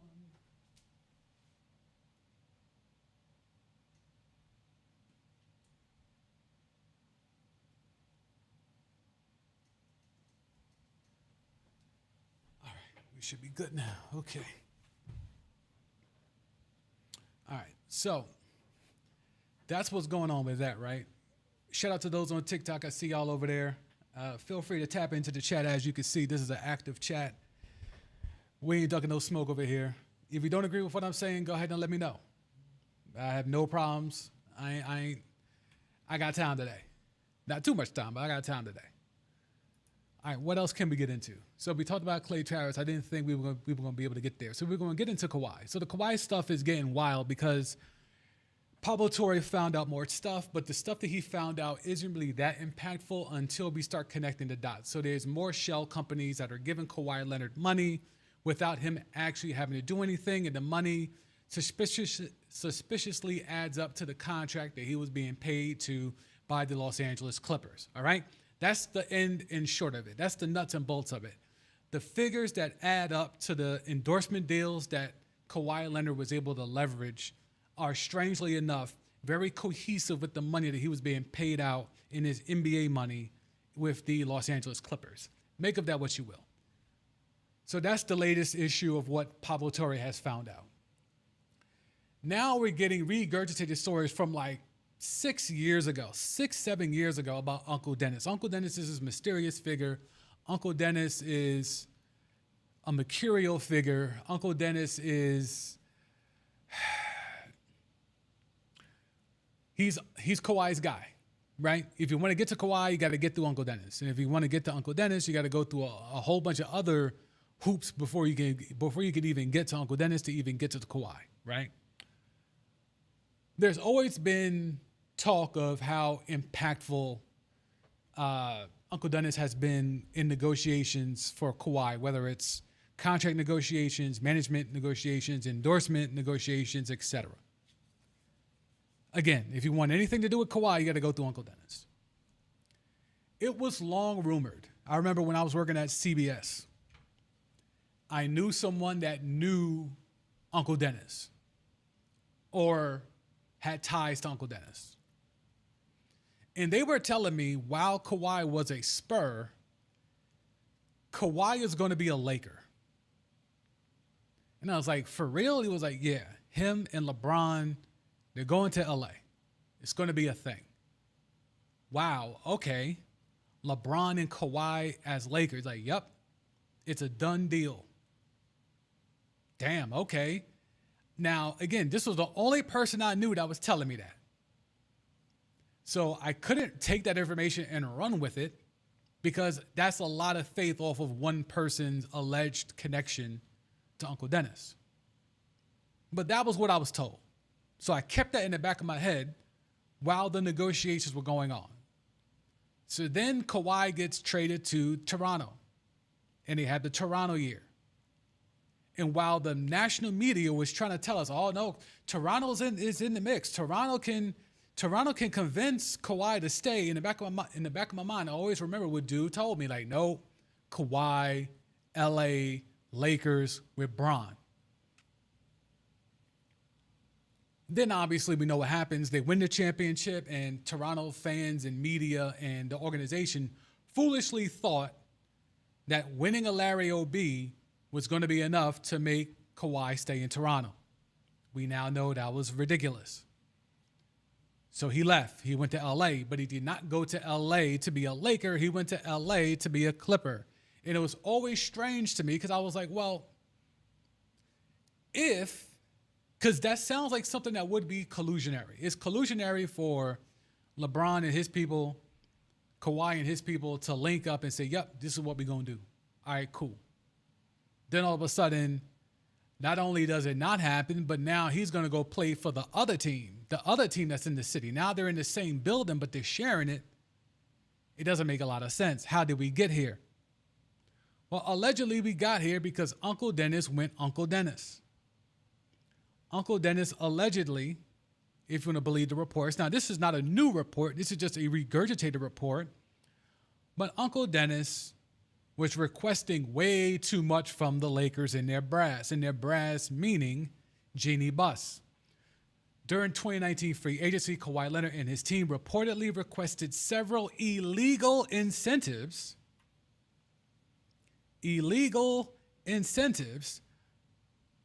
from now ex-Lakers owner Jeannie Buss.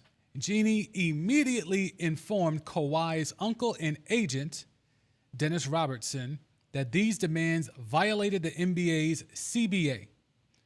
Buss rejected them and made it clear they breached league rules.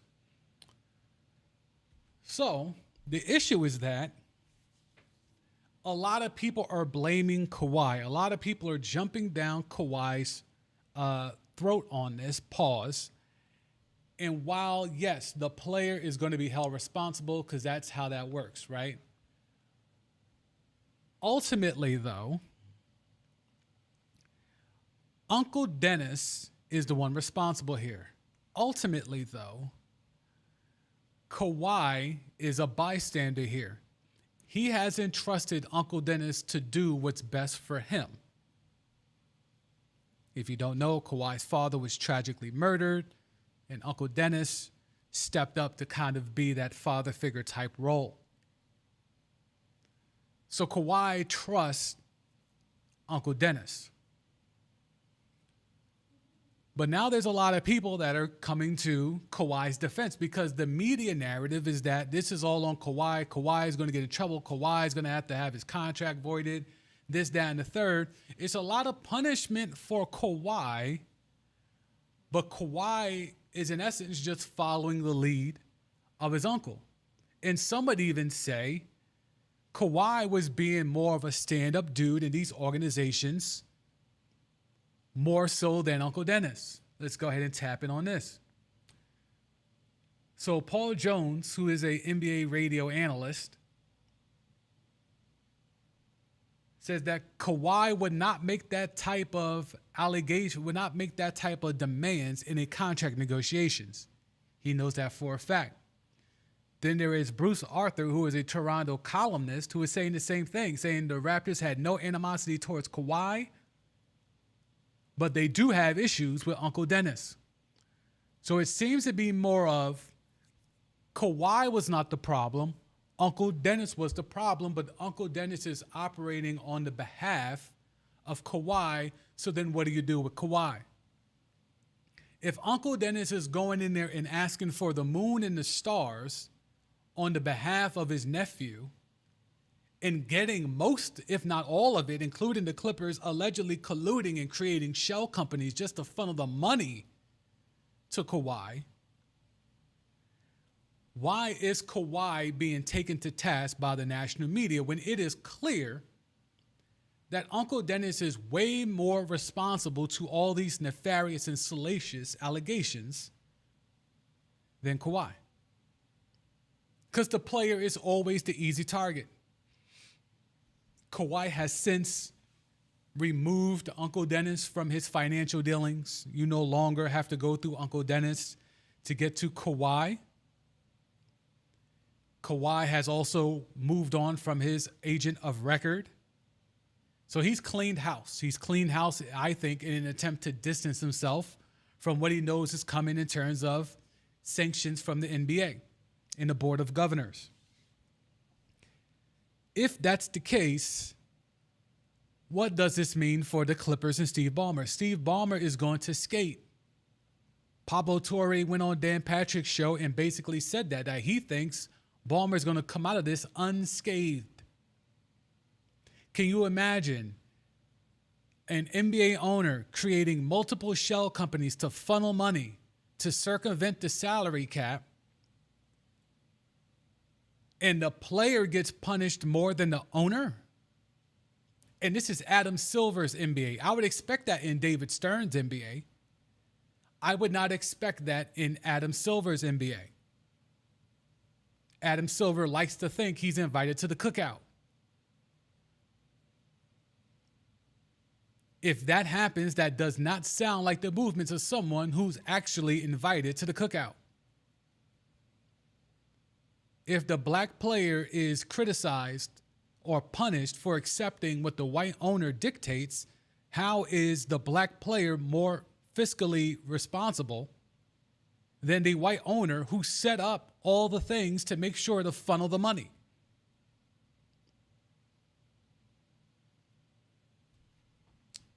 Somebody make sense of this to me, because it does not make sense.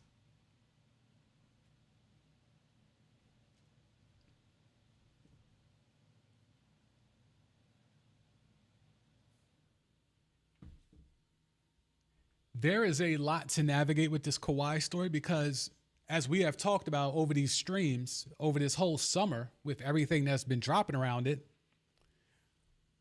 when the trade went down between the Clippers and Toronto, I explained that there's a conflict of interest because the head of the Board of Governors, who's going to rain down punishments on Steve Ballmer, is the Raptors owner. That's a conflict of interest. Yet, in Adam Silver's NBA, that's okay. Now we have people that are really close to the ongoing investigation. It's like a Pablo Torre saying, hey, Steve Ballmer might come out of this unscathed, which is very damning if I'm Adam Silver. That is a very damning statement to make on the record. And if Pablo is willing to put his name on it, there's got to be some credence to it. And if that's the case where an owner can blatantly and with knowledge circumvent the salary cap, but the player that accepts the money from the owner that purposefully circumvented the salary cap, only the player gets punished, that to me is extremely damning for the NBA's reputation amongst its melanated fan base.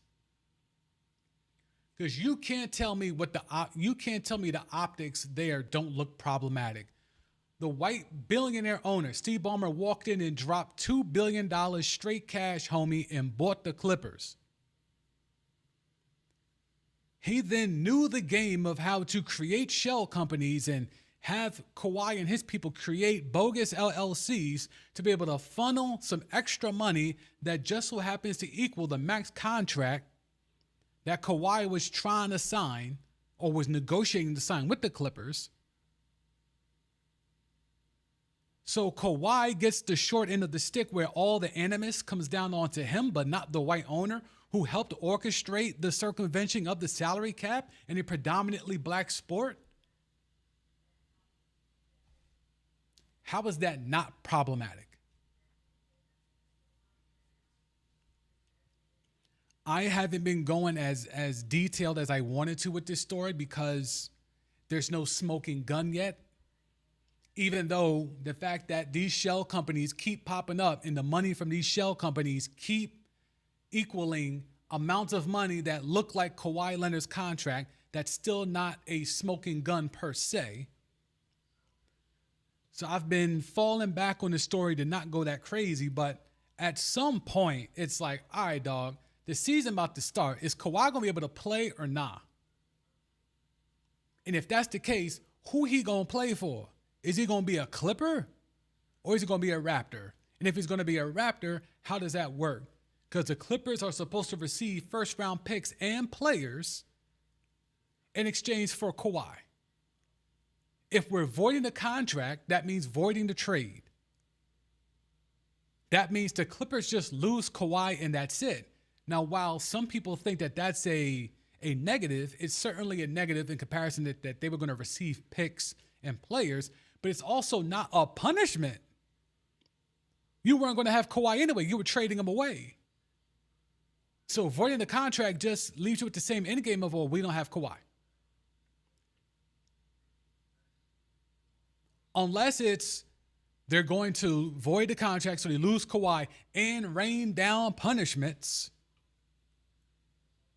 then that's a conversation in terms of fairness, in terms of the players being punished and the team is being punished. But if the only punishment is Kawhi's contract gets voided, then he has to go and sign a deal with the Raptors individually. So Kawhi is not really being punished per se. He has to play in Toronto, a place that he is not fond of. That's punishment in itself, I guess. But after that, he's still getting his money. He's still getting a paycheck.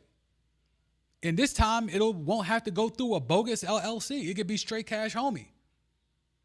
It could be a direct deposit. But what's the punishment for the Clippers? They lose Kawhi. They were going to lose him anyway. They got to go find a guy to go score for them. So the Raptors could still walk away and keep Brandon Ingram and now just go get Kawhi. The punishment for the Clippers is they got to go out there and go get Brad Beal. Maybe bring DeRozan home to fill out that roster. Is that the punishment? What is the punishment for the Clippers? What is a fair punishment? There's a lot of talk about Kawhi. Kawhi's the problem. Kawhi did this. Kawhi did that. When Kawhi, from the people that know, did none of it. It was all Uncle Dennis, or largely Uncle Dennis, with Kawhi's silent complicity. But what happens to Steve Ballmer? Not enough energy is being given to Steve Ballmer. I keep seeing Kawhi's face plastered everywhere. Where's Steve Ballmer's face? A owner circumvented the cap. You're trying to show props to Jeannie Buss for saying no. Where's the energy for Steve Ballmer saying yes to Uncle Dennis? Where's that energy? And this is the media narrative. The media narrative is tear down the player because the player is disposable, whereas the owner has more power because you can't fire an owner unless you're silly enough to do some Donald Sterling shit or some Jerry Richardson shit.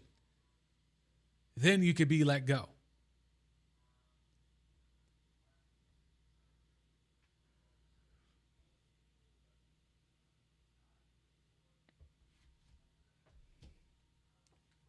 Anywho, I go by the name of the CMD. This has been a live stream / live podcast on YouTube and TikTok. Just want to give my sports thoughts and opinions, my sports media thoughts and opinions. And I'm here to shoot the shit. Y'all got me for a couple more minutes if you want to touch on something real quick. If not, I'll be getting up out of here because I do have some errands to run. But we got some more stuff coming. Steven and Stefan are here in the chat. We got some top 10s coming real soon, working on the logistics of a date. When we're going to do that, we're going to do that here on stream. So if you're not familiar, last year, heading into the NFL season, I shot a couple of mini docs, a couple of short films. If you're familiar with the NFL's top 100 or the NFL 100 list, they shoot it in like a documentary format and all that stuff. And I always thought that was cool, but I always wanted to challenge myself of, hey, I want to do that. I want to be able to shoot that. I want to be able to, I could do that type shit, right? So with the help of people like Stefan, Corey, and some others, I was able to have some folk who know ball sit down and give me their top 10 quarterbacks and their top 10 wide receivers.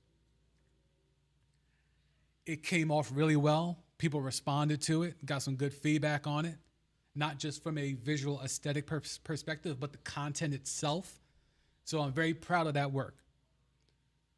I would love to run that back, but the logistics are way more harder to get that off this year as opposed to last year. So through the power of the internet, through the power of me doing all this on the YOLO Box Extreme, I want to be able to do a live stream of all the folk involved being able to contribute to this here and run it back this year. So we're going to do that. We're going to run it back and do top 10 quarterbacks, top 10 wide receivers, and new to this year will be top 10 defensive players.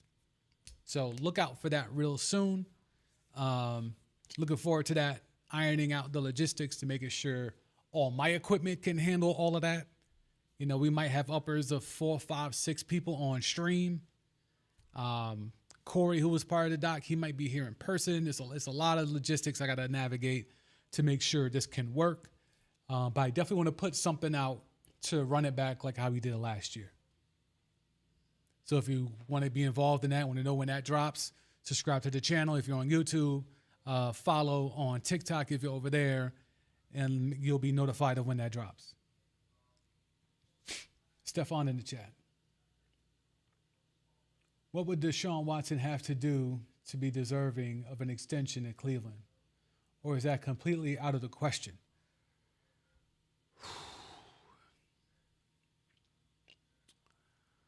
The problem is that with a new regime, at least a new coach, still the same GM, the lease is so short on Deshaun Watson. I don't think that there's anything that he can do.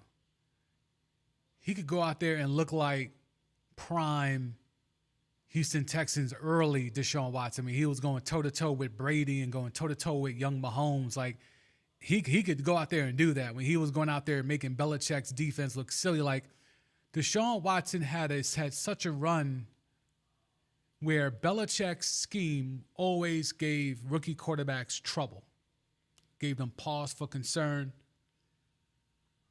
Deshaun Watson walked through one of those Belichick defenses as a youngin' and got 3 touchdowns on that motherfucker. It was light work. Like, Deshaun Watson, like there's a reason why Dabo called him the NFL's equivalent to Jordan. Michael Jordan, yes, that Jordan, not DeAndre, Michael Jordan. He showed flashes of being that type of guy. Even if he were to jump in the DeLorean, jump into the hot tub time machine, and bring that version of himself back, I don't even think that would be enough. Because the baggage of that contract, the baggage of the numerous sexual assaults, it's too much. Not to say that Shador is that much better or could be that much better. Certainly not here on that Gabriel train. But just the fact of, if you let him go out there and he starts to cook, you're only putting yourself in a worse position. That roster is meant to tank. It's Denzel Ward and a bunch of dudes. Like, when they flipped Myles Garrett, that was waving a white flag to me. So there is no reason, because even if Watson goes out there and cooks, ain't nobody going to trade for him. And if they do, they're not going to trade anything substantial. Might get a 6th rounder. Maybe. If he goes out there and cooks. So it ain't even worth it to trade him at the deadline. So there's no gain for Deshaun Watson being a good player for the Cleveland Browns right now. There is absolutely there's no scenario that works for the Browns that involves Deshaun Watson playing a lot. Absolutely no scenario that makes it good for the Browns. The Browns don't win in this. The Browns can't win. They have compounded their mistakes so many times that they can't get out of this. They can't. They cannot get out of this. They're gonna have to own it and wear it.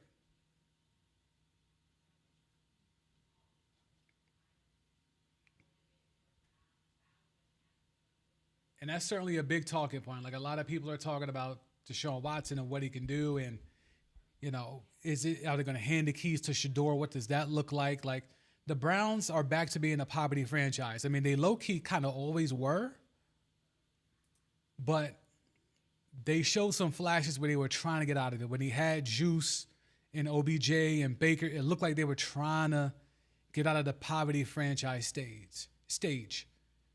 Now, with no Myles Garrett, with no real answer at QB, they are fully back entrenched into being a poverty franchise.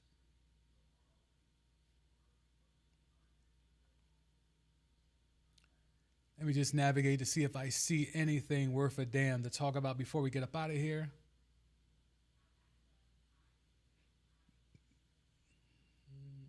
I don't see anything worth a damn, to be quite honest.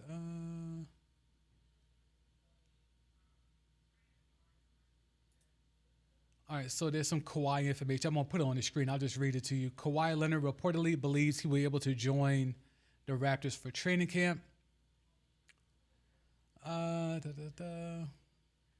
League sources tell Mark Stein that Leonard continues to operate under the belief that he will be able to join the Raptors for training camp. Make of that what you will.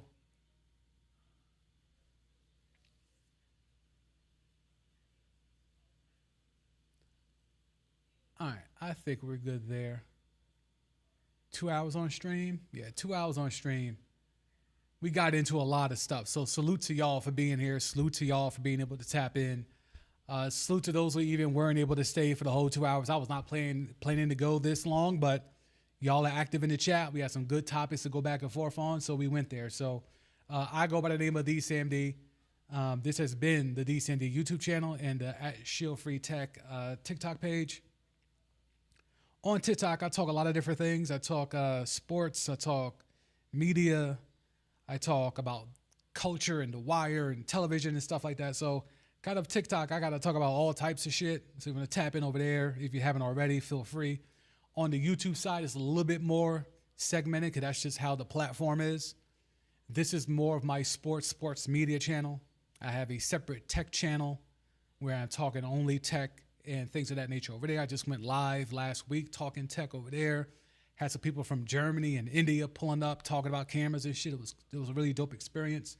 So if you're into any of that type of stuff, tap in at Show Free Tech on YouTube and TikTok, at the Sam D on YouTube. I go by the name of the Sam D. If you want to stick through towards the end here, we have a little credit roll of all the people that participated in the chat. We do this at least once a week on the sports side, working on a schedule to do it live stream on the tech side. We're still figuring that piece out. But yeah, I go by the name of the Sam D. I appreciate y'all for being able to pull up and tap in. We're going to let that screen roll happen now. So let's go ahead and get that rolling. Credits. Boom. So you should see your name here on the screen if you've tapped in. I will catch y'all next week, man. Salute to y'all for pulling up. I appreciate you.